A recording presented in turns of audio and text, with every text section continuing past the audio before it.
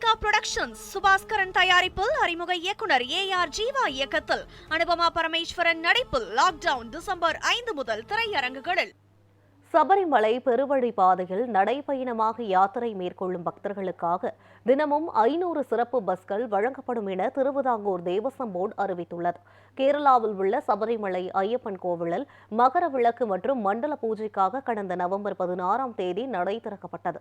தொடர்ந்து ஐயப்பனுக்கு மாலை அணிந்து இருமுடி கட்டி விரதமிருந்து லட்சக்கணக்கான பக்தர்கள் சபரிமலைக்கு திரண்டு வருகின்றனர்.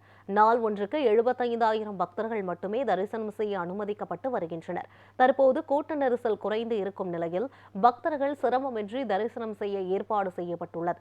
இந்த நிலையில் பெருவழி பாதை வழியாக நடைபயணமாக யாத்திரை மேற்கொண்டு வருகிற பக்தர்களுக்காக தினமும் 500 ஸ்பாட் புக்கிங் கூப்பன் வழங்கப்படும் என்று திருவிதாங்கூர் தேவசம் போர்டு அறிவித்துள்ளது. அதன்படி முக்குழி பகுதியில் தினமும் 500 பேருக்கு வழங்கப்படும் இந்த ஸ்பாட் புக்கிங் கூப்பனை பெறுபவர்கள் பம்பை வழியாக சன்னிதானத்தை அடைய வேண்டும் என்று அறிவுறுத்தப்பட்டுள்ளது. மேலும் சன்னிதானத்தில் நடைபெறும் அன்னதானத்தில் இன்று முதல் சோறு, சாம்பார், பருப்பு, அவியல், துவரன், ஊறுகாய், பப்படம், பாயாசம் என குறைந்தது 7 வகை உணவுகள் வழங்கப்படும் என அறிவிக்கப்பட்டுள்ளது.